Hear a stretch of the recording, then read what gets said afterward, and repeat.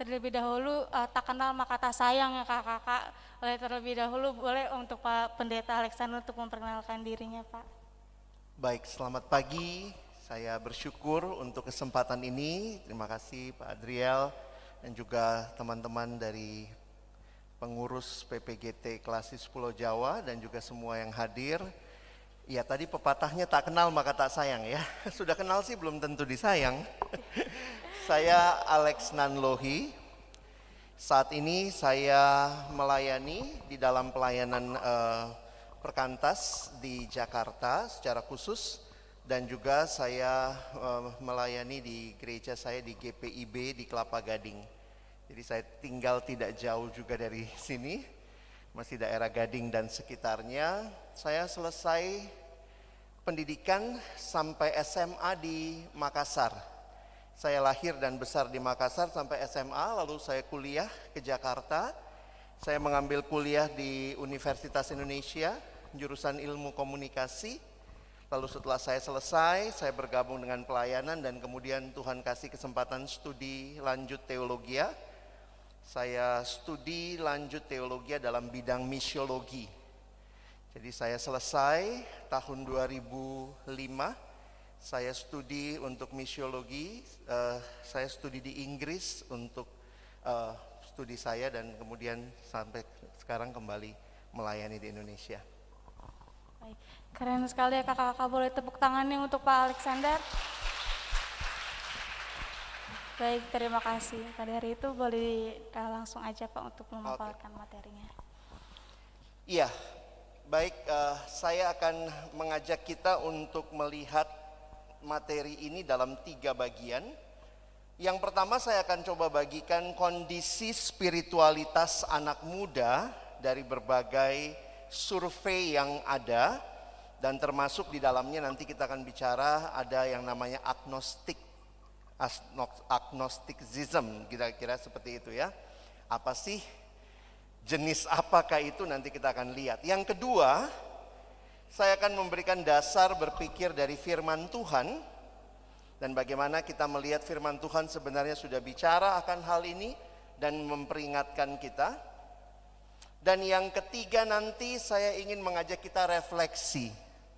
Refleksinya adalah bagaimana kita sebagai gereja Tuhan, khususnya teman-teman adalah orang-orang yang terlibat di dalam PPGT, bagaimana kita bisa dengan tepat, dengan baik melayani generasi ini.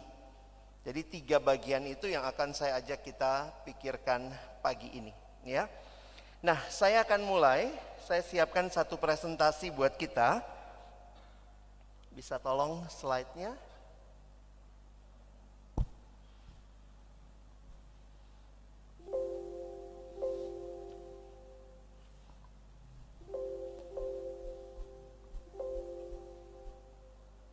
Kita tunggu sebentar ya.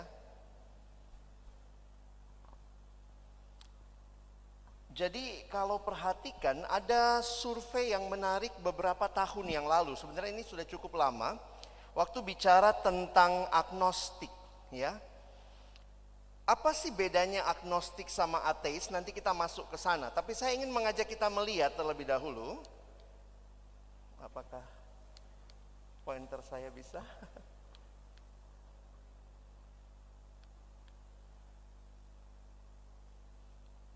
Oke. Jadi ada satu survei yang dilakukan beberapa tahun lalu. Sebenarnya ini tahun cukup lama ya. Teman-teman nanti bisa dapat slide saya. Kalau orang bicara ateis itu sudah biasa kita dengar.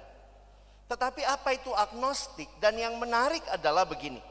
Tingkat orang yang mengaku dirinya agnostik di Indonesia makin banyak.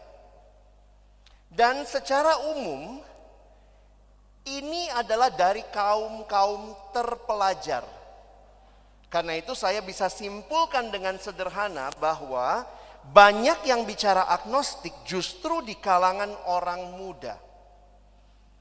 Ketika dulu Indonesia itu rasanya kalau nggak punya agama, wah kamu nista banget begitu ya. Kita kan negara beragama. Tetapi sekarang orang sudah mulai secara terang-terangan mengatakan tidak percaya Tuhan, dan juga mengatakan istilah agnostik ini makin banyak. Kalau di negara yang lebih bebas, seperti Amerika misalnya, bahwa agnostik itu sudah menjadi pilihan dari banyak hal yang dipercaya. Saya kasih contoh begini. Kalau teman-teman sebenarnya masuk ke akun Facebook, saya nggak tahu tuh sudah berapa lama kalian waktu sejak mendaftar Facebook. Di Facebook itu ada pilihan agama. Itu kalau kita setting pertama kali ya. Nah, dulu itu ya agama cuman apa? Kristen, Hindu, Buddha. Tapi kemudian kalau kalian masuk ke settingannya Facebook, itu banyak sekali pilihan sekarang. Ada yang bahkan mengatakan dia ateis, ada pilihannya di situ, dan termasuk juga agnostik ini. Jadi itu dikaitkan dengan apa yang orang percayai. Nah, teman-teman, kenapa ini jadi menarik? Karena realitanya kita nggak bisa bilang kita negara beragama maka nggak ada ateis, nggak ada agnostik ya. Sebenarnya website ini, kan saya juga berpikir gimana caranya dia tahu orang ateis di Indonesia. Bagaimana dia tahu ada orang agnostik di Indonesia. Nah, ini ternyata website yang disebar, lalu silahkan mendaftar kalau kamu adalah orang yang mengaku ateis ataupun agnostik ya. Nah, dan jumlahnya luar biasa sih ya. Walaupun kesannya sedikit gitu ya, ternyata yang mendaftar dan mengaku bahwa dia ateis ataupun agnostik itu 1.700-an orang yang waktu masuk ke website itu bisa pilih sendiri. Nah, dari situlah sebenarnya survei ini diangkat dan data ini dipublikasikan beberapa tahun lalu dan membuat banyak yang mulai heboh. Nah, oke, ini datanya satu sisi mengerikan. Dalam arti bahwa sesuatu yang dulu rasanya jauh dari Indonesia, ternyata sekarang dekat dengan negara kita, bahkan ada di sekitar kita. Salah satu data yang menghibur, data ini ya, bisa tolong next aja, saya dibantu. Data generasi Z Indonesia, ternyata, nah ini menghibur nih ya, survei yang lebih belakangan, bahwa 93% generasi Z Indonesia masih menganggap agama penting. Nah, itu satu survei yang menarik juga ya.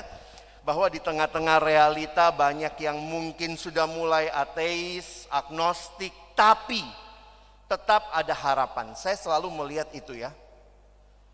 Gereja hadir, saya pikir memberikan harapan untuk orang-orang boleh datang kembali kepada Tuhan. Oke? Nah, kita sekarang masuk kepada istilah. Kalau ateis kita langsung tahu, oh tidak bertuhan. A berarti tidak, teis bertuhan. Bagaimana dengan agnostik? Next.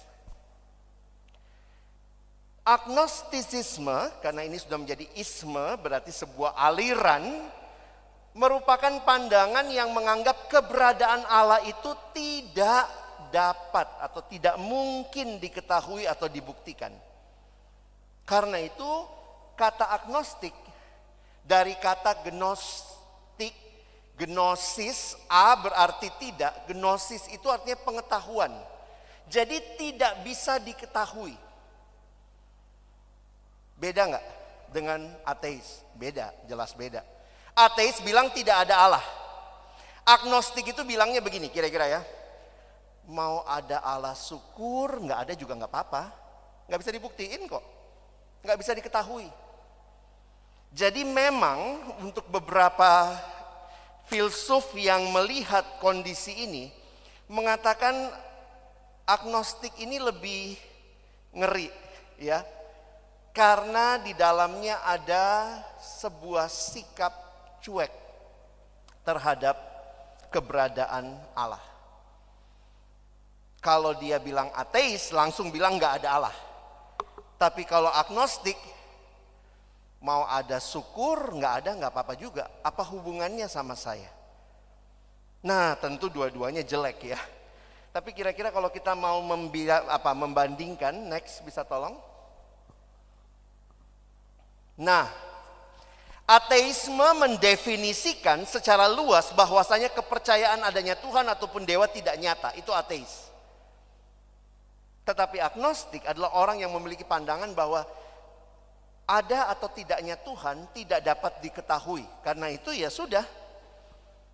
Daripada beragama rasanya bodoh, Tuhannya tidak bisa dijelaskan, ya sudah memilih agnostik. Dan ini angkanya semakin meningkat, khususnya di kalangan orang muda. Kenapa? Karena biasanya isme-isme itu yang suka adalah orang muda. Biasanya gerakan-gerakan yang membangun pemahaman tertentu itu mulainya dari orang muda. Saya juga perhatikan di gereja-gereja, nah makanya tadi menarik ya waktu perhatikan jangan terlalu sering jajan di luar. Ada yang mengatakan begini, salah satu yang paling gampang dipengaruhi sebenarnya di gereja itu orang mudanya. Kalau kita nggak punya dasar yang kuat, kita pergi ke tempat lain. Wah, saya kaget juga ada satu anak sudah pergi ke gereja X, tiba-tiba sudah datang begini, saya mau dibaptis ulang. Hah, kenapa? Baptisan saya nggak sah. Kata siapa? Karena pergi ke gereja yang ngajarin baptisan itu harus dilakukan dengan cara tertentu baru selamat. Saya ingat dulu waktu SMA juga ya, saya di Makassar sama Pak Adriel gitu ya. Itu ada teman-teman dari gereja tertentu. Kan kita ya mungkin karena ini ya. Kita yang dibaptis waktu kecil nggak dikasih tahu kenapa dibaptis. Kadang-kadang di gereja juga mungkin kurang ditekankan, kurang dijelaskan. Jadi akhirnya teman saya tanya, saya ingat sekali dia bilang begini, Alex, kau sudah dibaptis? Sudah. Kapan? Waktu kecil. Terus dia tanya, baptisanmu diapain? Saya bilang saya dipercik gitu ya. Kan gereja Toraja juga begitu ya Pak ya. Dipercik waktu kecil, dibaptisnya bukan diselam waktu besar ya. Terus teman saya bilang apa? Ih Alex, orang Makassar toh. Ih Alex, kepalamu ji masuk surga. Ih, saya sampai takut gitu. Ih, nanti kepala saya, sehingga dia dengan logika dia mesti diselam baru satu badan masuk surga. Ih, aneh sekali. Tapi waktu itu saya cuma bingung aja. Iya ya, kepala saya masuk surga. Ngeri juga gitu ya. Nanti di surga itu orang gereja Toraja, orang GPIB itu kepalanya jadi kayak jalan-jalan toh. Nanti orang gereja Anu satu badan dia. Terus dia bilang lagi, Alex kau bisa bahasa roh? Ih saya enggak bisa. Ih kau mau pakai bahasa apa di surga? Kalau kau nggak bisa bahasa roh, sampai dia bilang datang kau ke gerejaku, ada kursus bahasa roh. Saya bilang ya ampun, disuruh kursus bahasa roh. Teman-teman hati-hati, jangan berpikir kalau semuanya gereja pasti ajarannya benar. Kita harus perhatikan bahwa ini penyesatan juga terjadi di akhir zaman termasuk di dalam dan melalui gereja Tuhan. Kalaupun kita berbeda tradisi, jangan saling menjelekkan, tapi juga jangan saling memaksa. Seolah-olah orang mesti ikut tradisimu. Nah itulah orang Kristen ya. Yang satu bilang, apa gerejamu kurang Roh Kudus. Terus yang satu bilang, daripada kau terlalu banyak Roh Kudusmu. Jadi memang ini jadi hal yang menarik ya. Jadi ini tantangan di luar gereja seperti ini. Tapi di dalam gereja sendiri juga tantangannya banyak. Makanya kalau kalian mau pelajari kebenaran ya saya pikir mulai dari gerejamu sendiri. Pahami kenapa itu yang dilakukan. Kenapa tradisinya seperti itu. Jangan ujuk-ujuk jajan gereja orang, pulang salahin gerejamu. Anak muda banyak yang dipengaruhi, ya hati-hati. Nah ini sedikit lagi ya, bisa next. Ini contoh-contoh saja bagaimana membandingkan agnostik ya sama ateis. Kalau agnostik, ya yang tadi saya bilang nggak peduli. Mau siapapun begitu ya, atau apa yang ada dia nggak terlalu peduli ada atau tidak kuasa yang besar ya, a higher power. Tapi ateis langsung yang biasanya dia nggak mau pilih agama, kira-kira seperti itu. Jadi kalau kita lihat spektrumnya, next, bisa tolong next.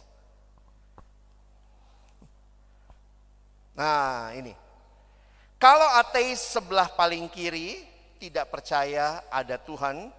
Kalau teis, kita ini semua teis ya. Semua orang yang beragama itu disebut teis. Maka agnostik itu kira-kira di tengah. Nggak mau bilang, jadi dia bilang gini ya, ini kira-kiranya ya. Kalau saya bilang nggak ada Tuhan, tahu-tahu ada, celaka kan saya. Mendingan saya bilang saya nggak tahu. Jadi ini agak mirip dengan semangat generasi ini yang cuek. Jadi memang saya katakan banyak anak muda generasi ini yang mulai berpikir agnostik. Karena apa? Malaslah pikir yang pusing-pusing begitu ya. Tadi kata ketua kita kalau bicara dogma seperti ini mulai banyak yang aduh repot amat sih, Kristen banyak banget ajarannya, Allah Tritunggal lah, apalah. Tapi itu adalah apa yang Allah nyatakan untuk kita ketahui. Jadi saya tetap melihat kita perlu waspada. Sebenarnya yang jadi masalah yang lebih besar buat saya belakangan ini adalah mungkin begini. Mungkin dia bilang dia orang Kristen. Dia bilang dia ke gereja. Dia bilang dia ikut di CD, di baptis. Semua dia lakukan. Tapi dalam hidup sehari-harinya jangan-jangan dia ateis praktis. Maksudnya apa tuh Pak ateis praktis? Jangan-jangan waktu dia hidup sehari-hari seperti nggak bertuhan. Jadi kalau yang satu langsung bilang memang tidak ada Tuhan kan, nggak mau pilih agama. Tapi banyak juga orang beragama tapi pada saat yang sama seolah-olah Tuhan yang sedang dia sembah, Tuhan yang mati. Karena itu banyak orang yang kadang saya pikir dia bilangnya Kristen tapi tetap juga depresi lah, ada lagi yang terus menikmati dosa. Itu kan orang-orang yang tidak selaras antara apa yang dia akui dengan apa yang dia hidupi. Jadi saya justru lebih takut jangan-jangan banyak orang yang ateis praktis. Atau kenapa ke gereja? Papa mamaku Kristen, masa saya nggak ke gereja? Ya udah datang saja, padahal dia jangan-jangan agnostik praktis. Mungkin dia nggak mengaku agnostik, di KTP-nya tetap bilang Kristen. Tapi dalam kesehariannya bodoh amat, mau ada Tuhan nggak peduli. Saya kan datang gereja mau cari cewek, mau cari cowok. Jadi hati-hati. Jangan hanya berpikir agnostik, ateis, tapi periksa hidup kita. Apakah Tuhan sudah sungguh-sungguh jadi Tuhan yang hidup, yang kehadirannya kita syukuri, kita sembah, dan kita memberikan hidup kita kepadanya. Karena apa? Dia sudah berikan hidupnya buat kita. Ya. Nah, ini sedikit survei lagi. Next. Millennials are losing their religion. Memang ini di luar negeri ya.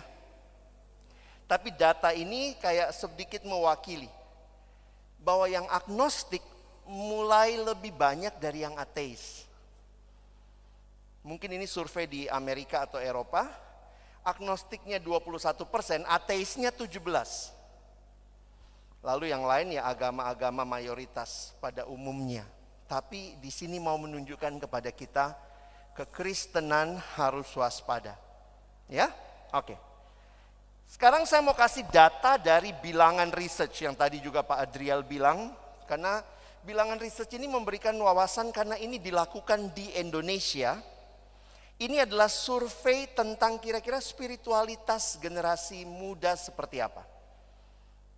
Dia melakukan survei kepada 1.000 lebih orang Kristen. Jadi di dalamnya ada orang tua, pasti ada anak muda. Nah lalu anak mudanya dia coba hitung sendiri ya. Maka lihat hasil surveinya. Next.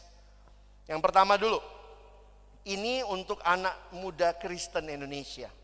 1 dari 3 anak muda Kristen Indonesia menganggap bahwa semua agama menyembah Tuhan yang sama. Nah ini jadi menarik ya. Ini yang saya bilang tadi. Mungkin tetap di gereja, tapi pola pikirnya, cara berpikirnya nggak ada bedanya di luar sana. Menganggap semua agama menyembah Tuhan yang sama.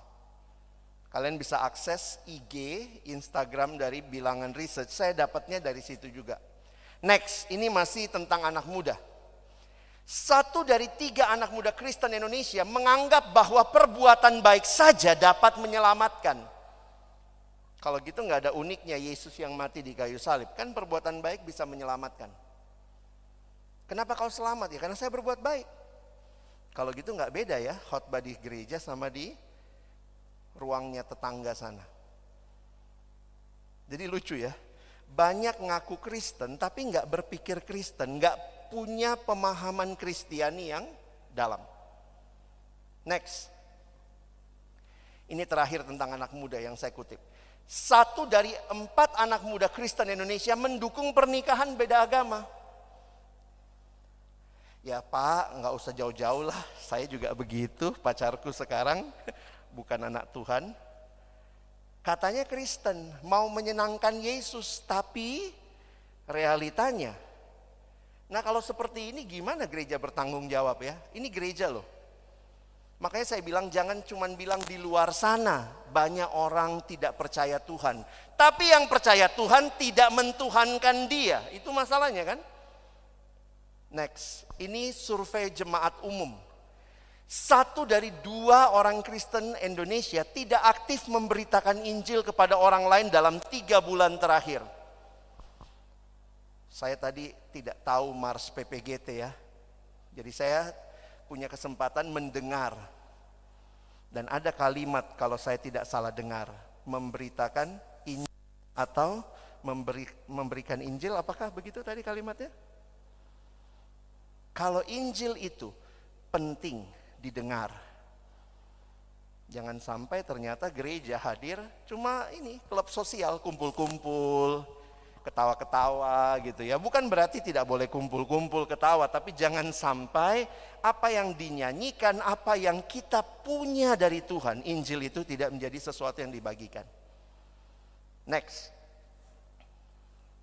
1 dari 5 orang Kristen Indonesia menganggap bahwa penginjilan kepada teman adalah hal yang tidak baik. Janganlah nanti merusak relasi. Kalau begitu bukan masalah tidak memberitakan Injil, tapi cara memberitakan Injilnya. Nah di situ jadi penting. Kita ini negara Pancasila, nggak boleh mengkristenkan orang lain. Memang nggak boleh mengkristenkan, tetapi penginjilan itu kan bukan mengkristenkan.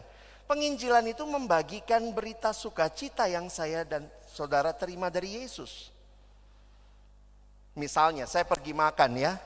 Kalau kalian ke Kelapa Gading banyak sekali coto Makassar toh. Terus ada yang suka coto Makassar A, ada yang suka coto Makassar B, ada yang suka coto Makassar C. Kalau saya cerita saya suka A, apakah itu tidak boleh? Saya tidak toleransi sama yang B sama C. Kan saya cuma cerita, saya suka sekali tuh coto Makassar yang kalau masuk Gading pertama dapat itu yang A. Jadi sebenarnya kita sedang membagikan apa yang kita nikmati. Saya percaya Yesus, dia juru selamatku, dia tolong saya, dia bimbing saya. Itu bukan, kan kita nggak paksa. Kau harus ikuti Yesusku, tapi kita menyaksikan Yesus. Kalau dia tertarik, ya kita bersyukur dia datang sama Tuhan. Kalau dia bilang, coto Makassarku lebih enak. Oh gitu, nanti kapan-kapan kita saling coba ya. Bukan berarti pindah agama ya, tapi kita dialog kan. Kayak apa caramu berpikir tentang iman? Bagaimana agamamu menyikapi depresi? Bagaimana agamamu bicara tentang keselamatan? Jadi sebenarnya kan kalau begitu suasana kita beribadah, kita hidup, malah ada faith talk antar agama, interfaith dialogue. Jadi saya pikir ke depan kita jangan anti ya. Poinnya kita punya kesaksian enggak? Ada anak yang bilang begini sama saya, iya Pak, tapi kan semua agama sama. Saya bilang, kata siapa semua agama sama? Iya kan semua agama baik Pak. Oke, semua agama baik, semua agama sama. Kalau gitu saya bilang sama kamu, kau jadi agama situ saja. Ih saya nggak mau Pak. Berarti kalau sama kenapa kau nggak jadi agama situ aja? Kalau sama, lucunya orang Kristen bilang semua agama sama, tapi saudara kita yang di sana kita tanya, semua agama sama? Nggak mau dia bilang sama. Kau makan babi saya tidak. Nggak sama kan? Jadi hati-hati ya, kadang-kadang Kristennya yang mulai melunak. Enggak sama, kita sama. Sama apanya? Sama-sama manusia, betul. Tetapi apa yang diyakini, biarlah itu hidupi dan kita saksikan ya. Next. 2 dari 3 orang Kristen Indonesia tidak aktif memuridkan orang lain dalam 3 bulan terakhir. Kita dipanggil untuk jadikanlah segala bangsa muridku. Tapi apakah terjadi di dalam gereja? Next lagi. Nah, ini sedikit analisa dari beberapa literatur yang saya baca. Kenapa orang-orang yang justru dari negara-negara, karena ini kan munculnya banyak dari negara-negara yang maju, yang mungkin kekristenan dulu di Eropa, di Amerika sangat luar biasa. Kenapa akhirnya banyak yang memilih jadi agnostik dan ateis? Tentu banyak faktor. Tapi dari dalam gereja, saya pikir kita perlu mendengar keluhan mereka. Kekecewaan terhadap bentuk agama formal. Kenapa? Yang kita ini agama formal yang dianggap ya Kristen, Katolik, Islam, Hindu, Buddha itu agama formal. Kenapa orang jadi malas beragama, khususnya generasi muda? Karena apa? Beragama tapi munafik. Dan ini bukan hanya Kristen ya. Waktu saya juga ngobrol sama teman yang beda agama, dia bilang makin banyak orang malas juga jadi muslim. Kenapa? Ngapain? Haji tapi genit, misalnya gitu ya. Pendeta tapi cabul. Apa yang dilihat? Mungkin melihat majelis jemaat. Jadi biasanya orang suka gitu ya. Ngapain jadi Kristen? Ngapain jadi Muslim? Ngapain jadi Buddha? Hidupnya nggak benar kok. Lebih baik nggak beragama. Asik kan? Hidup nggak benar, nggak ada dasarnya. Yang kedua, sikap mudah menghakimi.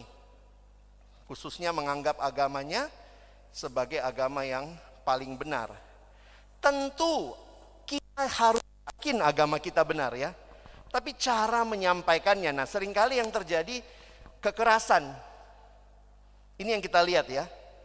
Makanya ketika terjadi 9/11 itu, waktu ada serangan, runtuh menara itu, di Amerika banyak orang yang malas jadi muslim. Ngapain?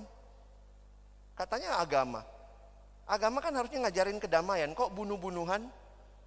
Nah, tapi dalam Kristen juga banyak yang begitu. Ya kita nggak bicara kasus tertentu ya. Tapi realitanya orang Kristen juga bikin masalah kan. Katanya Kristen. Kok membunuh? Katanya Kristen. Kok menyakiti? Nah ini yang terjadi. Nah teman-teman, ini membuat makin banyak orang malas beragama. Ngapain beragama kalau begini hidupnya? Mendingan nggak beragama. Nah jadi inilah kondisi spiritualitas yang terjadi di sekitar kita. Dan next kalian bisa lihat ini ada alasan-alasan orang meninggalkan gereja. Ada banyak alasan ya, tapi nggak kebaca kali ke kalian ya. Tapi beberapa masalah di situ adalah karena kesaksian hidup orang yang beragama tidak menunjukkan hal yang patut dicontoh. Next lagi. Nah ini survei yang tadi Pak Pendeta juga bilang. Teens are leaving the church. Orang muda mulai meninggalkan gereja. Dan dalam survei ini kalau kalian perhatikan masalahnya juga sama. Yang keluar dari gereja karena mereka tidak melihat teladan. Ini surveinya Amerika, Barna itu di Amerika. Kalian tahu apa temuannya? Siapa yang paling membuat orang tidak mau beragama di dalam rumah tangga Kristen? Ternyata jawabannya apa di Amerika? Orang tua. Anak-anak sudah malas lihat orang tua yang munafik. Ke gereja tapi pulang tetap berantem. Ke gereja tapi mungkin di pekerjaan korupsi. Dan siapa yang paling lihat itu? Anak sendiri. Jadi saya kaget juga waktu baca surveinya Amerika ini. Yang paling menjadi batu sandungan untuk orang percaya Tuhan di rumah tangga Kristen adalah orang tua sendiri. Nah, memang disinilah jadi pergumulan ya. Gimana dong? Kita harus bagaimana melihat kondisi seperti ini? Apakah ini juga pilihan kita? Apa ada keluarga yang sempurna? Tadi saya ngobrol sama Rani ya. Nggak ada keluarga yang sempurna. Kalau ada keluarga yang sempurna, saya mau dong daftar ikut keluargamu. Kalau ada alasan di Amerika, karena keluarganya munafik tidak sempurna, maka anaknya memilih meninggalkan Tuhan. Saya sampai mikir gini, apa nggak ada pilihan lain? Pilihan lainnya apa?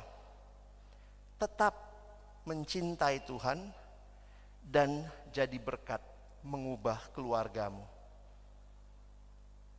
Mungkin memang di luar negeri kan anak kalau udah umur berapa keluar dari rumah ya, itu kebiasaan mereka. Kalau kita kan tidak ya, sampai sebelum kawin pun masih ada di rumah. Sudah kawin pun masih di rumah. Nah itu saya pikir budaya memang beda, tapi di situ bisa jadi jalan masuk. Saya harus katakan jangan memilih apa yang dunia pilih. Hanya karena dia kecewa, dia tidak melihat teladan lalu dia berhenti mengikut Tuhan. Tentu keluarga harus evaluasi diri ya. Tapi ada banyak pilihan, bukan cuma satu. Begitu lihat kecewa, tinggalkan Tuhan.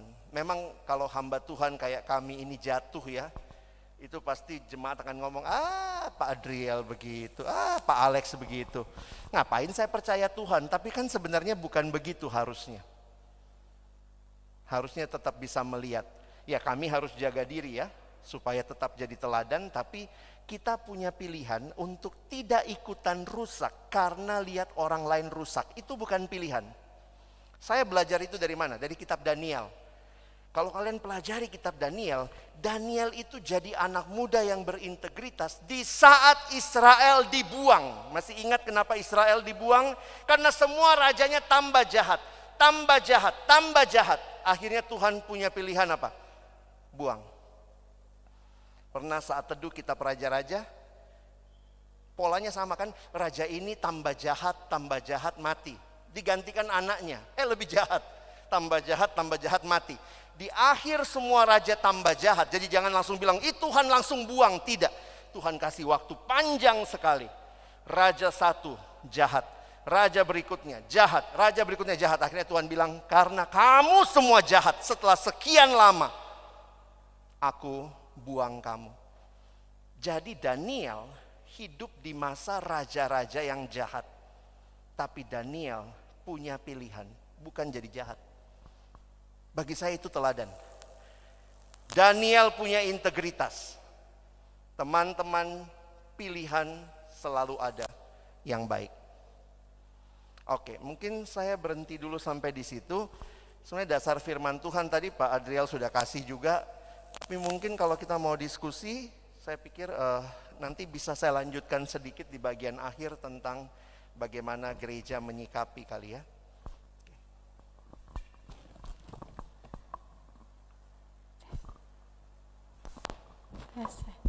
Ya baik, terima kasih Pak Alex untuk materinya. Bahwa ada 3 ya Pak Alex tadi ya. Yang tadi adanya yang paling di tengah itu adalah agnostics ya.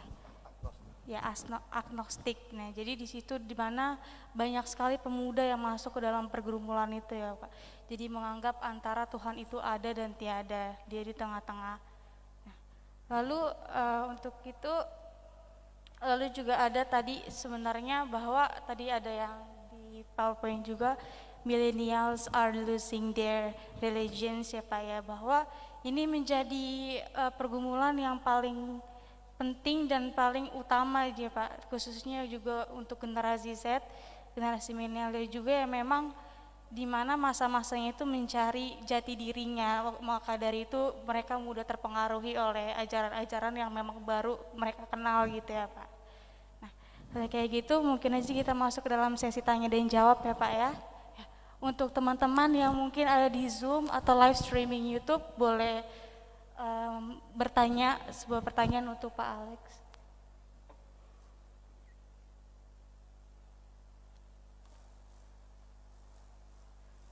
Apakah ada?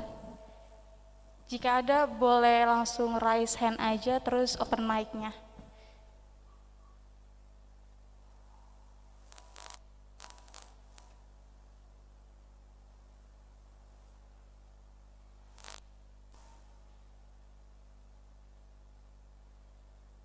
Atau mungkin kakak-kakak yang ada di sini di ruangan ini boleh langsung bertanya untuk Pak Alex.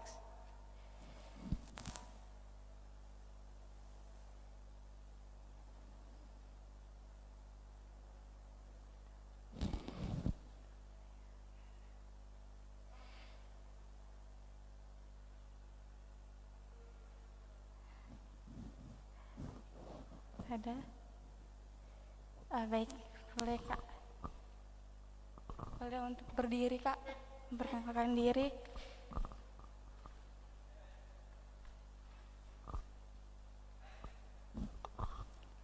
Shalom semuanya. Terima kasih untuk Bang Alex. Ya ini biasanya memang sering dipanggil Bang kan. Ya, makasih Bang untuk materi pada saat ini. Mungkin izin lebih bertanya soal yang agnostik tadi. Sebenarnya udah ada penjelasan dan ciri-cirinya juga. Cuma kalau di masa muda kita sekarang, ya mungkin yang kita aja sekarang gitu kayak teman-teman kita seperti ini, sebenarnya nggak ada yang ngaku gitu. Kayak gue nggak peduli lah ada Tuhan apa nggak ada gitu. Tapi mau tanya gitu Pak dari sikapnya gitu. Karena sebenarnya ada seorang teman yang biasanya ya lagi kalau anak-anak muda sekarang lagi quarter life crisis, lagi banyak tekanan dan lain sebagainya. Kalau saya sendiri menghadapinya kan ya paling ngomong soal Tuhan gitu. Maksudnya untuk kasih dia solusi pun kayak ya ngapain lagi berdoa gitu kan. Nah tapi orang ini jadinya kayak lu mah bahasnya soal Tuhan gitu, nggak ada gitu yang solusi lebih praktis. Nah apakah itu salah satu agnostik gitu Pak ciri-cirinya? Seperti itu, terima kasih Pak. Saya langsung jawab aja kali ya. Nah itu yang saya bilang tadi, ada orang-orang yang mungkin beragama formal tapi praktisnya dia udah agnostik. Atau bisa juga begini ya, yang tadi ya, dia ngakunya Kristen tapi sebenarnya hidupnya ateis. Jadi Tuhan ada nggak ada buat dia, atau Tuhan itu dianggap tidak ada, tapi dalam KTP, dalam ke gereja. Nah mungkin juga kita ngalamin seperti itu ya. Kalau saya melihatnya itu perjalanan iman seseorang. Itu yang kita harus syukuri di Indonesia ini sebenarnya. Kalau mungkin kita buka-bukaan angka, mungkin jauh lebih tinggi dari 1000-an tadi ya. Karena banyak orang yang mengaku beragama formal tapi hidupnya praktis ateis atau agnostik. Nah, tetapi saya kadang menghayatinya begini. Di masa seperti itu, saya pikir juga ini cara Tuhan membentuk dia. Karena itu perjalanan iman dia yang harus teman-teman dan saya tolong. Jadi saya jujur aja kalau bicara begini, saya lebih concern, maaf ya. Saya lebih concern kepada mereka yang ateis praktis atau agnostik praktis yang dekat dengan hidup kalian. Ketimbang yang sama sekali ada di luar sana kita nggak bisa jangkau. Tapi bagaimana? Saya senang dengan pertanyaannya tadi. Gimana nih kalau ada teman yang tanya, dia lagi kesel banget sama Tuhan begitu ya. Nah saya pikir itu bagian yang teman-teman dan saya harusnya bisa menolong. Satu sisi, kita sendiri makin kenal Tuhan, saya pikir itu kuncinya ya. Gak bisa kamu nolong orang, kamu sendiri gak punya dasar yang semakin kuat. Dan yang kedua nanti saya akan masuk ke refleksi bagaimana menolongnya. Tapi saya mau katakan yang kamu sampaikan itu real. Dan mungkin juga, jadi saya suka lihat gini ya. Hidup itu kan sebuah perjalanan. Dan perjalanan itu saya harus terbuka kepada kalian bahwa itu kita naik turun termasuk dalam iman. Mungkin waktu kamu lagi ngalamin pergumulan, kamu bisa jadi ateis praktis. Mana Tuhan? Itu kan ateis praktis ya. Jadi dia bilang, kalau betul ada Tuhan, kenapa begini keluargaku? Sebenarnya dari kalimatmu, kamu sudah ateis praktis. Tapi ya tentu kita nggak cepet-cepet labelin orang ya. Bagi saya sebenarnya kalau orang Kristen seperti itu, ya mungkin dia harus ditolong melewati pergumulan hidup yang sulit. Seorang teman, papanya meninggal, hanya selang 15 hari dari abangnya. Abangnya meninggal, papanya stres, papanya ikut meninggal, mamanya stroke. Itu kayak jatuh ketimpa tangga, ketimpa rumah lagi gitu ya. Dalam situasi seperti itu orang mungkin bertanya, di mana Allah? Waktu itu dia bilang, Saya tahu ada Tuhan, itu iman saya karena saya Kristen, tapi saya lagi marah sama Tuhan. Saya lagi nggak mau ngomong sama Tuhan. Saya biasanya doa bisa sampai 1-2 jam. Sekarang saya nggak bisa, saya lagi nggak mau ngomong sama Tuhan. Gimana kita menolong? Nah, karena saya masih melihat di Indonesia tuh jarang yang terbuka banget langsung bilang agnostik. Karena itu pasti akan banyak serangan ya. Tetapi yang dekat dengan kamu atau bahkan kamu sendiri, hati-hati kalau kamu juga membiarkan hal kayak gitu, mesti ditolong kan. Jangan sampai kamu jadi ateis praktis atau agnostik. Yang Kristen sih Kristen. Nah, itu yang terjadi di Eropa kan. Negaranya bilangnya Kristen, daftarnya banyak, tapi ternyata isi gerejanya hari Minggu nggak sampai setengah. Kemana yang lain? Kristen tapi hidup kumpul kebo. Kan sebenarnya itu ateis praktis juga kan. Dia nggak peduli Tuhan marah atau tidak kan. Kayak Tuhan maklum lah kumpul kebo, masa kumpul kambing ya sama kebo lah ya. Kumpul kebo, dia Kristen tapi mungkin hidup sebagai prostitusi. Itu kan sebenarnya secara sadar kita mengakui bahwa ada Tuhan tapi saya nggak peduli. Nah, hal-hal seperti itu jadi real ya. Nanti kita sampai ke cara menolongnya ya. Thank you. Ada yang lain? Baik. Apakah ada pertanyaan lagi dari kakak-kakak yang ada di ruangan ini atau dari Zoom?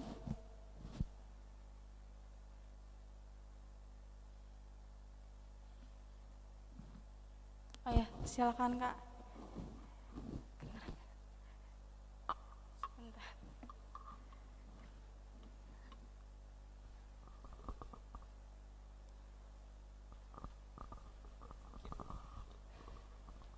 Shalom. Halo semuanya, perkenalkan nama saya Jeffrey dari PPGT Tangerang.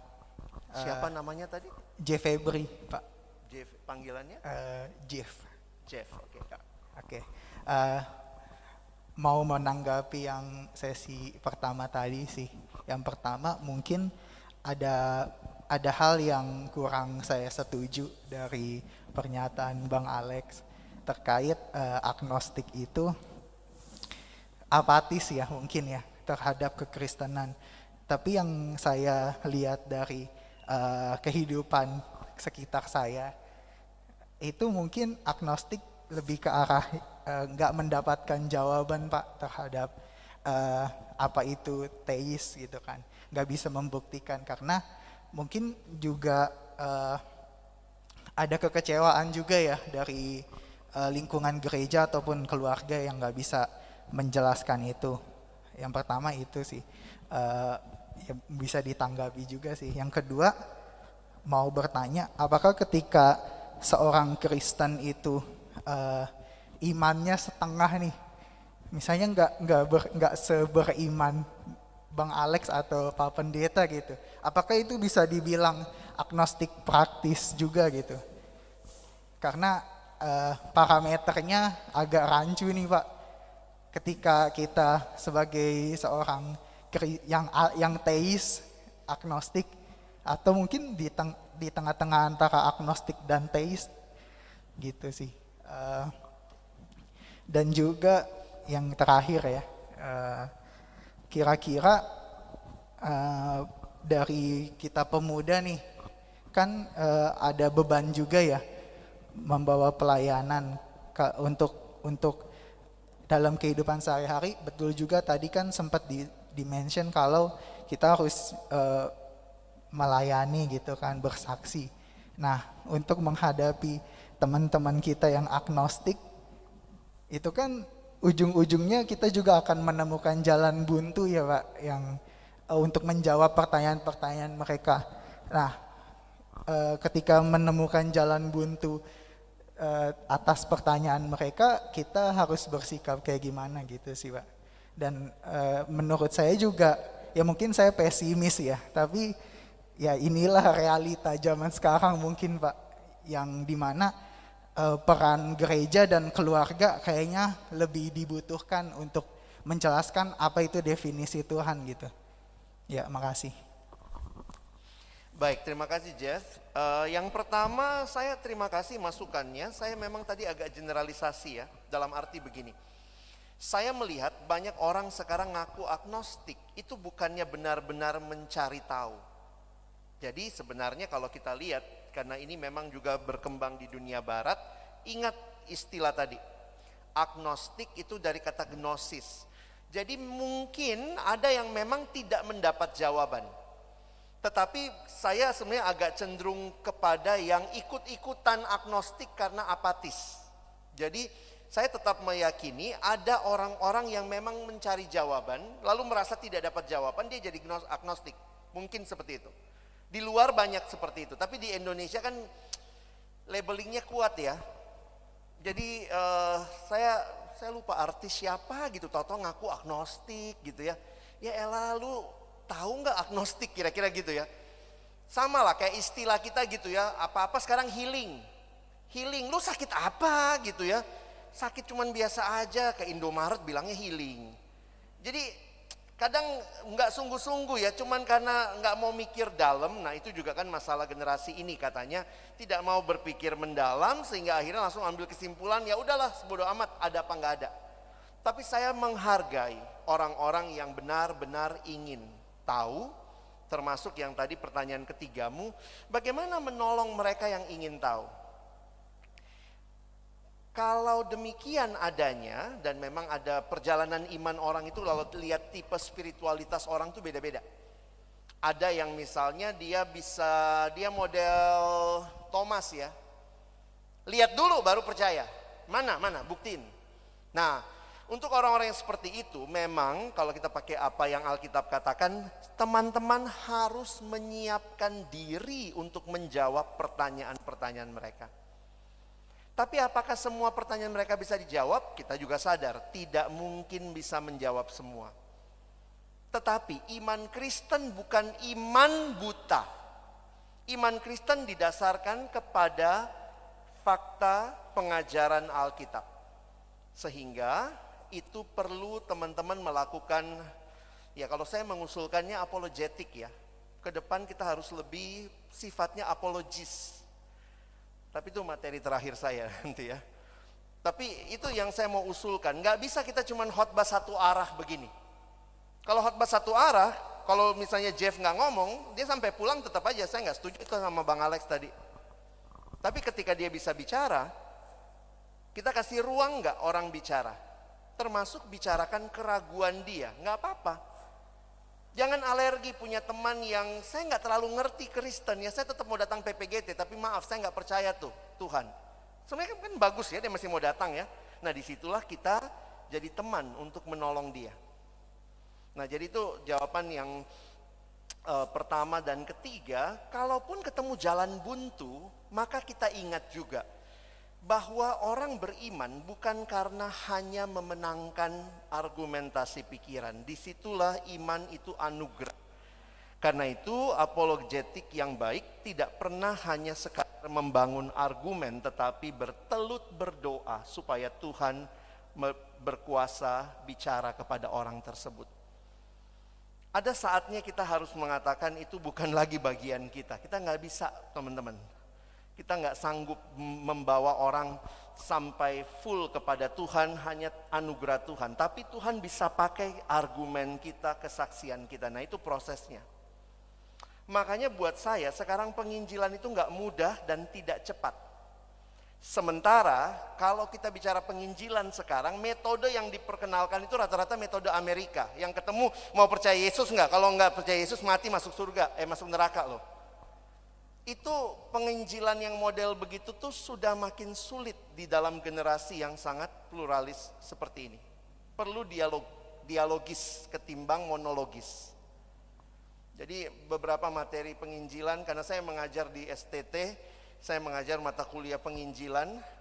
Saya pikir khususnya untuk Indonesia, negara yang pluralis, untuk pelayanan kaum muda, kita butuh penginjilan yang lebih dialogis. Rata-rata metode penginjilan Amerika, kau diem ya, saya ngomong, Yesus mati dan bangkit buat kamu. Saya ada pertanyaan, nggak ada pertanyaan, dengar saya dulu. Pokoknya metodenya saya ngomong terus, kau diem. Nggak laku tuh. Kita nggak kasih ruang untuk orang bertanya. Nah, pertanyaan kedua tadi itu menarik ya. Gimana jadinya batasnya ya? Saya harus katakan begini. Bisa state sedikit lagi pertanyaan keduamu tadi supaya saya nggak salah nangkep.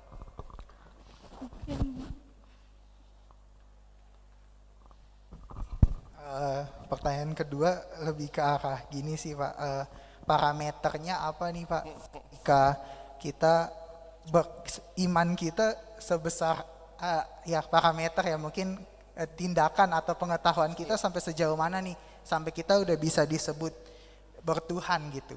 Karena ya mungkin saya juga mengakui ya mungkin saya ya agnostik praktis gitu kan. Karena yang ya udahlah habis itu ya karena saya juga takut gitu, ada ketakutan ke diri saya. Ini saya kayaknya agnostik praktis. Toh di hari-hari saya juga ya gitu, nggak terlalu berimpact Tuhan gitu. Tapi ya saya selalu mencari jawabannya gitu kan. Maksudnya parameternya sampai mana nih gitu. Sampai saya bisa berstatement saya ini teis gitu. Jujur saya nggak terlalu suka sebenarnya dengan label ya, karena memang jadi menarik ya pertanyaannya. Sampai semana nih kita bilang dia itu teis, ateis. Saya makanya tadi penjelasan saya lebih melihat itu perjalanan. Dan buat kita yang ada di dalam gereja, saya harus katakan Tuhan kayak sudah kasih modal.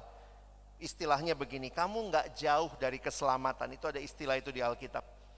Jadi kalau you walk along this path, kamu terus jalani perjalanan iman ini. Karena kamu dekat dengan sumber-sumber iman ya, misalnya gereja, Alkitab. Sebenarnya jalani aja. Saya kasih contoh beginilah. Siapa orang yang beriman yang kamu lihat di Alkitab? Lalu dari mana kita mengkategorikan dia beriman? Petrus beriman enggak? Beriman kan? Tapi dia pernah menyangkal Yesus. Kita mau bilang apa? Petrus itu teis, ateis, agnostik? Waktu saya pelajari penyangkalan Petrus, saya kaget juga bacanya. Jadi Petrus itu menyangkal berapa kali? 3 kali. Tapi ingat, penyangkalannya itu bukan 3 kali. Kau kenal Yesus? Tidak. Itu 3 kali juga. Petrus itu menyangkalnya gini. Ada orang pertama ketemu dia. Ih, kau muridnya ya? Enggak, saya enggak kenal dia. Terus ada jeda. Coba nih, kalau kamu ya, kamu murid Yesus, kamu Petrus nih, bilang tidak kenal dia. Terus habis itu, aduh, aku padahal kenal, aduh, kenapa aku ngomong begitu, aduh, aku padahal kenal. Alkitab mencatat 1 jam kemudian. Jadi jam kemudian ada lagi yang ketemu. Kamu muridnya ya? Tidak. Jadi itu menyangkalnya pakai logika dan planning. Beda kan kalau kayak ditanya ya. Kau anaknya si om ini ya? Enggak. Gitu ya. Karena spontan ya. Petrus enggak spontan loh jawab 3 kali itu. Itu ada jeda waktunya. Terus kamu mau kategorikan Petrus apa? Teis? Ateis? Saya hanya katakan lihat perjalanannya. Lihat di mana Tuhan. Tuhan tidak buang dia. Bahkan Tuhan percayakan kembali pelayanan. Ada respon? Oke, berarti definisi bertuhan itu yang menurut penjelasan Bapak barusan berarti ketika kita tetap berada di jalan Tuhan gitu ya? Atau gimana? Yang saya tangkap sih gitu sih. Butuh banget definisi ya. Ya. Kalau kamu ngejar saya definisi, saya harus katakan iman itu bagi kekristenan itu anugerah Tuhan. Oke. Nah, kalau sudah bicara begitu berarti saya bisa mendefinisikan, tetapi sebenarnya akhirnya yang mengevaluasi bukan kita. Oh iya. Jadi Tuhan akan melihat kan, makanya sampai akhir kiranya kita setia sampai akhir. Nah, itu perjalanan ya. Makanya menarik, kata iman dalam bahasa Inggris dan bahasa aslinya dipakai istilah faithfulness. Setia itu ada unsur imannya di situ. Ada faith-nya. Nah, itu yang saya katakan seringkali saya bersyukur loh. kalaupun kamu anak yang ragu banget sama kekristenan, tapi kamu masih di PPGT nih. Ada sarana dan modal yang Tuhan berikan, kamu gak jauh dari iman, kira-kira begitu. Nah yang sedihnya itu tidak punya komunitas, ada di luar sana, menganggap Tuhan gak ada. Gimana, siapa lagi yang bisa jangkau dia? Nah itu sebenarnya tugas kita ya, siapa tahu itu teman kerja kita, siapa tahu itu teman kuliah kita. Kadang-kadang saya mikir gini ya, kenapa Tuhan kasih kepada kita 3 hal? Ini dititipin sama kita loh. Iman, kasih, dan pengharapan. Sementara dunia ini gak punya iman, gak jelas yang dia percaya, gak punya kasih, gak punya pengharapan. Di situ saya jadi sadar, Tuhan titipkan iman, kasih, dan pengharapan supaya kita hadir di tengah dunia yang tidak punya iman, kasih, dan pengharapan, supaya kita membawa mereka kenal siapa sumber iman, siapa sumber kasih, siapa sumber pengharapan. Saya selalu melihat ada pengharapan kok ya. Jadi kalau orang ragu, ada yang ya nggak apa-apa, ragu. Thomas juga Tuhan nggak bilang gitu ya. Waktu Thomas ini Tuhan nggak bilang pokoknya aku bangkit. Tuhan bilang ini, coba masukin jarimu. Nah mungkin itu kali ya. Ada respon Jeff? Udah sih. Thank you. Makasih Pak. Sama-sama.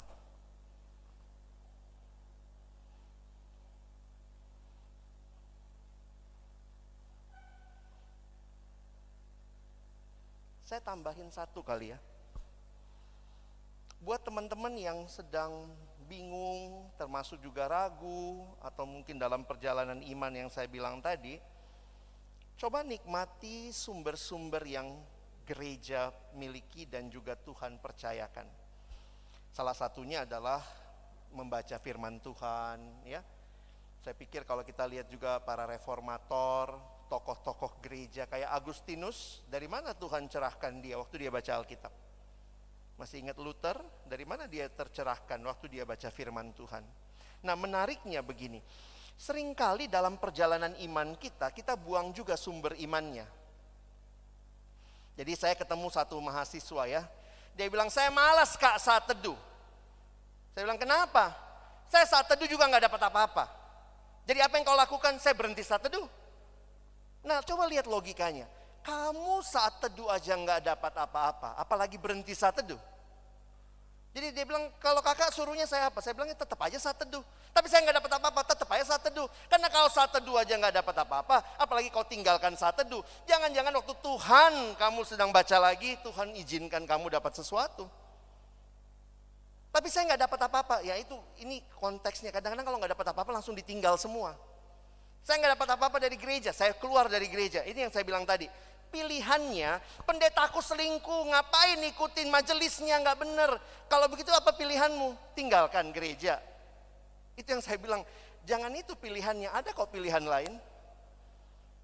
Nah walaupun juga tetap ya, gereja harus mengoreksi diri. Tapi jangan buang sumber-sumber iman yang Tuhan taruh di dekat kamu sepanjang perjalananmu. Itu mungkin tambahan saya.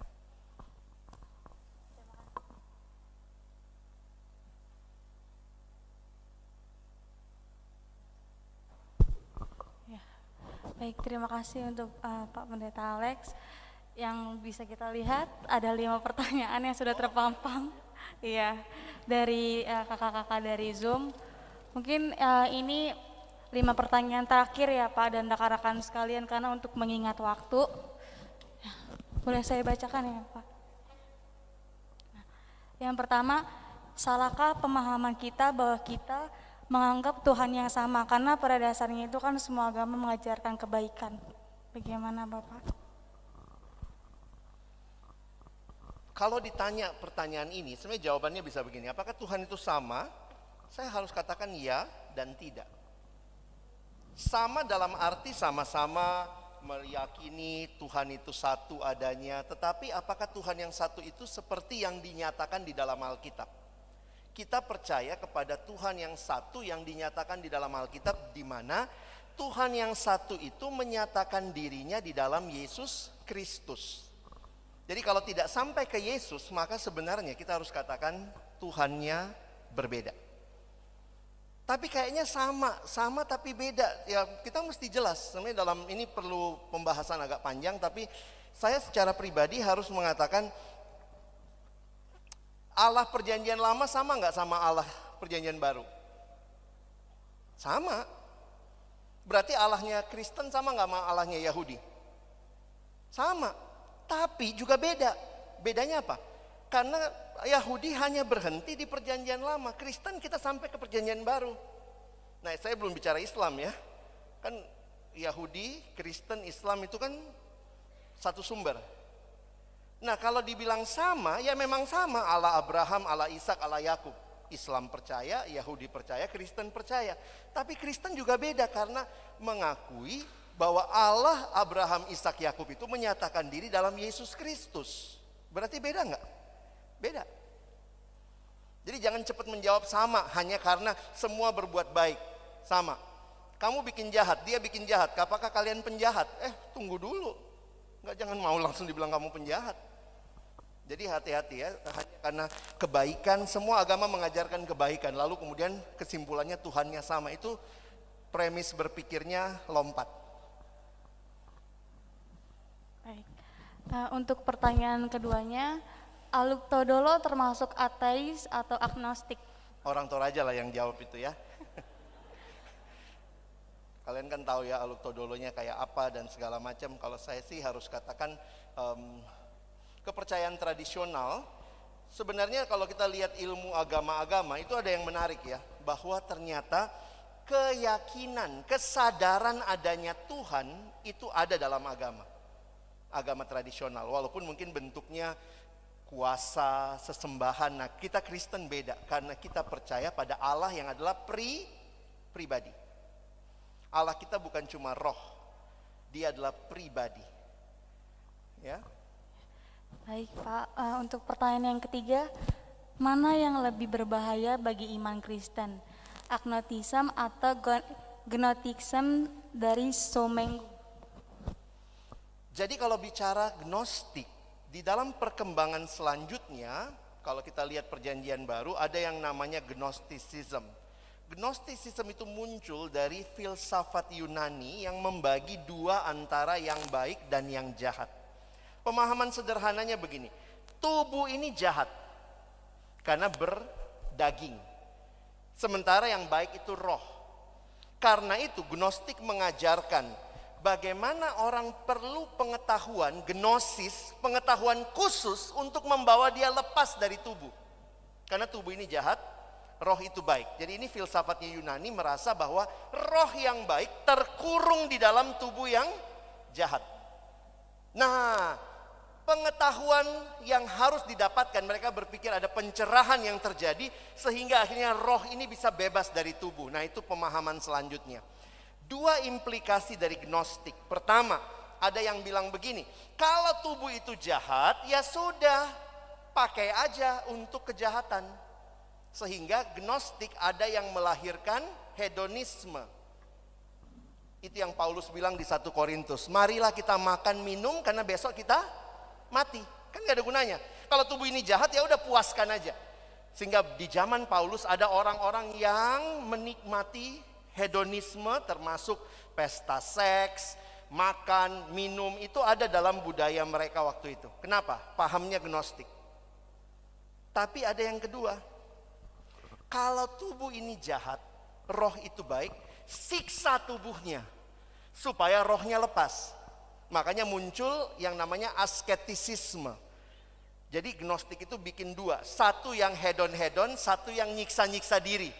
Nggak boleh makan ini, nggak boleh makan itu yang muncul di dalam kitab Kolose. Nah, yang mana yang bagus? Dua-duanya nggak bagus ya. Gnostik melahirkan cara hidup yang tidak benar. Agnostik tidak benar-benar belajar, atau bukan tidak benar-benar belajar ya, karena bagi saya bukan cuma itu. Aspek selanjutnya dari agnostik membuat orang tidak merasa butuh bertanggung jawab kepada seseorang dalam hidupnya. Jadi terserah saya dong hidup saya mau gimana. Kalau kita tahu ada Tuhan, maka di akhir hidup ada pertanggungjawaban. Kalau agnostik, ya sudah. Kan nggak ada, saya mau tanggung jawab sama siapa? Hidup itu hidup saya. Makanya dia sama kayak Bon Jovi, it's my life. Itu hidup saya, kira-kira begitu ya. Jadi nggak ada yang lebih baik sih. Baik, terima kasih untuk Alex. Pertanyaan yang keempat, pertanyaan dari Kak Densi Tangkelangi dari Jemaat Tangerang. Dalam kehidupan khususnya karena di sini membahas pada anak muda. Yang kita anak muda sudah rasakan sebelumnya. Kita menjadi Kristen karena dari orang tua. Dan orang tua membimbing kita dari lahir saat dibaptis dan sampai akhirnya benar-benar kita memahami arti Kristen dan percaya Tuhan Yesus dalam iman kita pada prosesi kita di pengakuan CD.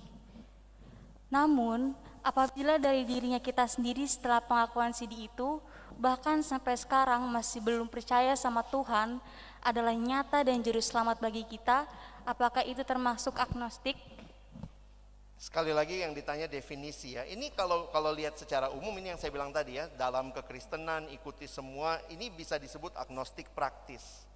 Tapi kalau dibilang agnostik praktis, apakah dia bisa bertobat enggak? Bisa juga. Makanya jangan cuman didefinisikan, tetapi mari kita dampingi perjalanan imannya. Saya membayangkan Tuhan Yesus punya murid yang menjual dia, yang menyangkal dia, frustasi juga ya jadi Yesus ya. Ada kalian yang jual pendetamu? Nggak ada yang mau jual pendeta atau mungkin menyangkal pendeta.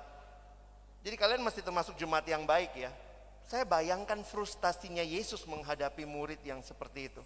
Tapi Tuhan tahu, itu bukan akhir dari perjalanan iman mereka. Tuhan percayakan lagi Petrus pelayanan. Jadi itu selalu ada harapannya.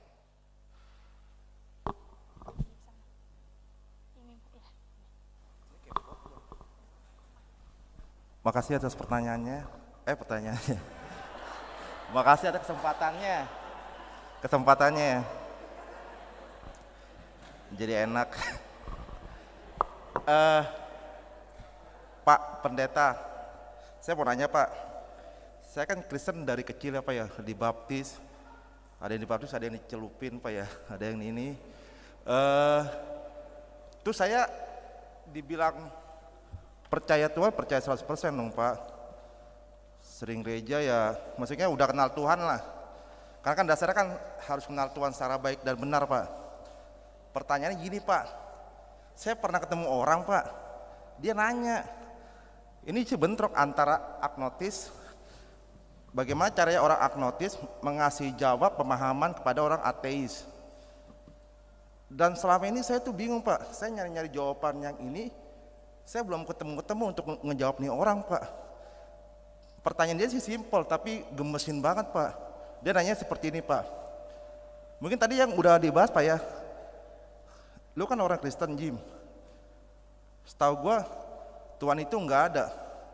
Kalau Tuhan itu ada, lu bisa tunjukin nggak? Itu aja Pak.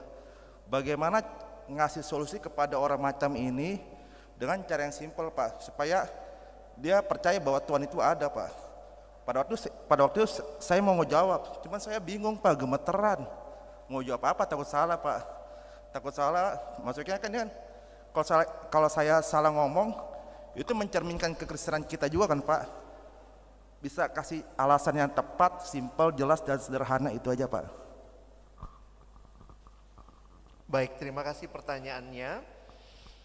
Sebenarnya kalau kita bicara tentang keberadaan itu sesuatu yang unik dan perlu penjelasan yang panjang sebenarnya. Banyak hal yang kita tidak bisa lihat tapi kita percaya ada. Udara misalnya. Teman-teman pernah lihat otakmu? Nggak pernah lihat tapi percaya punya otak ya. Nah, jadi ada hal-hal dalam kehidupan yang tidak bisa kita lihat tetapi itu ada. Nah, di dalam Alkitab jelas dikatakan Allah adalah roh adanya. Karena itu Allah bukan keberadaan fisik seperti kita. Jadi sederhana saja bahwa Allah tidak dinyatakan keberadaannya hal kalau dia punya sesuatu yang physically, karena memang dia di dalam Alkitab Allah adalah roh adanya. Nah, menjawab pertanyaan seperti ini, teman-teman harus ingat ya, kalaupun kalian tidak bisa menjawab, jangan merasa Tuhanmu perlu dibela ya. Kalaupun kalian tidak bisa menjawab karena juga belum tahu jawabannya, jujur aja bilang belum tahu. Dan percayalah bahwa Tuhan sanggup juga, tentu dari situ kita jadi belajar juga iman kita ya, harus mendalami. Tapi di sisi lain akhirnya begini, yakinilah bahwa ada kesempatan lain yang Tuhan mungkin berikan untuk orang itu, bisa jadi nggak lewat kita. Saya selalu ingat satu ilustrasi yang mengatakan begini ya, di China itu bakpao itu kecil ya, nggak kayak kita bakpaonya gede-gede gitu ya. Bakpao itu katanya kecil ya. Nah, jadi ada orang lagi mau makan bakpao, dia makan bakpao pertama, dia tambah lagi bakpao kedua, makan bakpao ketiga makin kenyang, bakpao keempat tambah kenyang, bakpao kelima dia kenyang banget. Nah, pertanyaannya, bakpao mana yang bikin dia kenyang? 1, 2, 3, 4 atau yang kelima? Semuanya dong. Ya, jadi kalaupun dia kenyang banget di bakpao kelima, tetapi sebenarnya bakpao pertama telah berkontribusi. Nah, saya suka berpikir begini, jangan-jangan kamu bakpao pertama buat orang itu. Jadi nggak mesti selalu mikir saya bakpao kelima. Kalau saya ngomong lah dia yakin percaya Yesus. Tuhan bisa pakai orang lain, tetapi apa yang ketika dia bertanya kepada kamu, cara kamu menjawab, cara kamu merespon, termasuk waktu tidak tahu bilang tidak tahu, mungkin itu jadi benih bakpao pertama buat dia. Nanti Tuhan bisa hadirkan lagi orang yang berikutnya, tetapi yang penting adalah kita bisa jadi sahabat buat dia. Misalnya kalau kita nggak tahu, saya pikir cara kita menjawabnya, wow, pertanyaanmu bagus banget. Saya juga pernah nanya itu. Saya akan coba cari jawabannya. Nanti kita ketemu lagi, kita ngobrol ya. Nah, lalu jawabannya seperti apa? Ya, saya bilang tadi, sebenarnya banyak orang udah dijawab tetap nggak puas. Karena dia mau lihat bukti. Nah, ingat, waktu bertanya jawab itu bukan untuk berdebat. Kamu memenangkan perdebatan nggak pasti juga dia percaya kok. Memang pada dasarnya ada orang yang mau tahu, ada orang yang cuma mau cari salah kita. Kamu bisa lihat dari orang yang nanya kan. Nah, dari situ saya pikir menjawabnya bagaimana? Seperti yang saya bilang tadi, keberadaan itu tidak selamanya dibuktikan dengan hal yang kelihatan. Mungkin itu kali ya cara yang saya pikir. Ya kalau dia belum percaya ya itu proses buat dia, nggak apa-apa. Dia nggak mesti percaya hanya lewat kita aja. Mungkin begitu.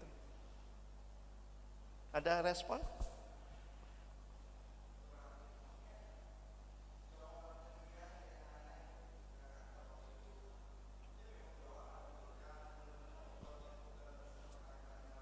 Nggak mungkin dia nggak bertanya lagi. Hidup itu punya, pokoknya coba jawab sesuai dengan yang kamu sanggup. Nah, mungkin karena kita, bukan mungkin, karena kita Kristen, harusnya kita jawabnya dari Alkitab ya. Dalam arti Alkitab menyatakan Allah adalah roh adanya. Sehingga kita tidak seperti udara yang tidak bisa kita lihat, tapi kita bisa rasakan. Maka Allah hadir bukan karena bisa kita lihat, tapi karena dia secara nyata kita yakini dia menciptakan alam semesta, dia menciptakan kita, dia mengutus anaknya Yesus Kristus 2000 tahun yang lalu.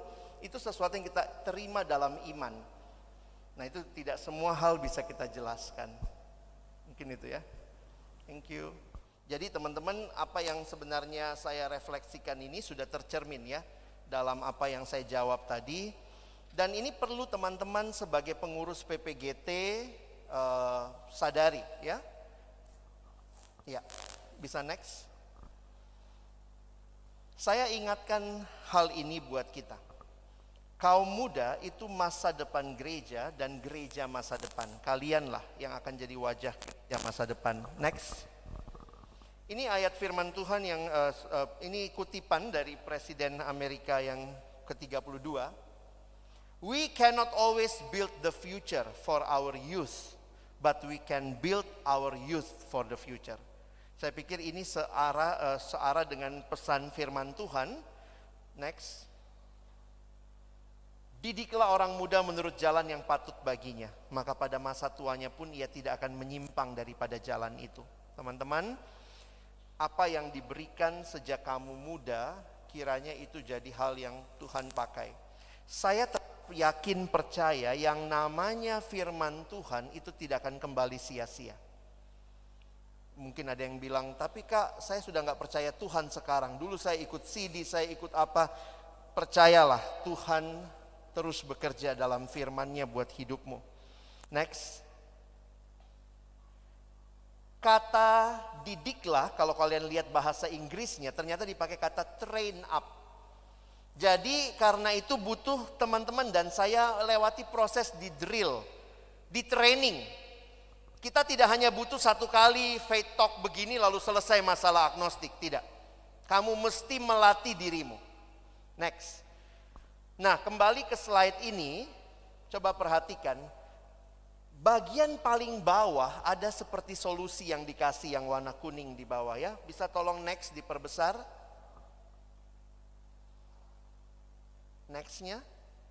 Nah, ini selalu jadi harapan saya. There is hope when we come alongside the teens and equip them with the power of God's word. They find strength to stand against the attacks.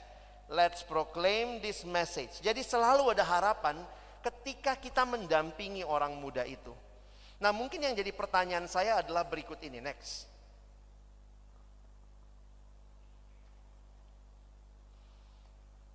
Sekarang coba evaluasi apakah program utama pelayanan kaum muda dalam gereja saudara menjawab kebutuhan kaum muda.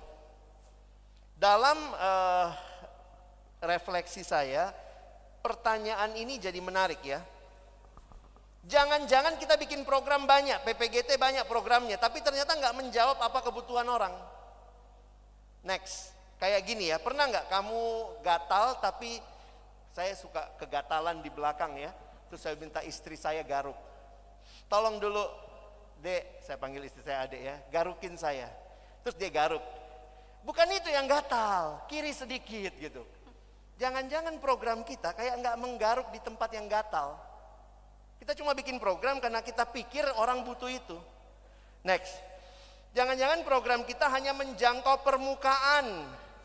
Kita harusnya menjangkau yang di dalam karena ini yang jadi perhatian penting. Dan apa kira-kira kebutuhan generasi ini? Next. Dalam satu survei yang saya lakukan, generasi ini butuh perhatian, butuh kesempatan, butuh penerimaan, butuh pendampingan. Dan jujur, ini tidak bisa dijawab dengan program saja. Next.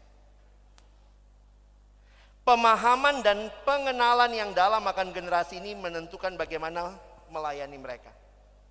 Karena itu saya sarankan beberapa tips ini. Pertama, next. Cintailah generasi ini. Anak-anak yang susah diatur, kadang-kadang kalau pendeta-pendeta kayak kami yang sudah tua itu ya suka kesel sama generasi ini ya, nggak ada komitmennya, anaknya nggak serius begitu ya. Tapi saya bilang sama para pendeta, kalau kita mau memenangkan generasi ini, cintai mereka. Kalau kita saja kehilangan harapan, bagaimana mereka? Yang kedua, gereja harus memberikan next listening, not just hearing. Bukan cuma dengar, tapi mendengarkan. Beda ya, kalau bahasa Indonesia begitu kali ya. Menyimak. Ini generasi yang butuh didengar. Dan Tuhan kasih kita next. Tuhan kasih kita 2 telinga, 1 mulut. Supaya kita bicaranya tidak lebih banyak daripada mendengarnya. Saya harus katakan, gereja harus berikan ruang mendengar orang muda. Dan kalian pengurus harus dengar juga apa yang jadi kebutuhan anggota. Next. Kita baca sama-sama ya. 1, 2 ya. Perlu ada ruang yang aman, safe space bagi orang muda untuk bertanya, menyatakan kebingungan ataupun keraguan mereka berkaitan dengan iman Kristen. Kalau ada yang nanya, lalu pertanyaannya kayaknya, ih ini orang gak percaya Tuhan, kita hargai. Tuhan Yesus saja menghargai Petrus, menghargai muridnya Thomas. Karena tidak semua kita imannya sama, kira-kira begitu ya. Next, kembangkan ini, dialog mendengarkan.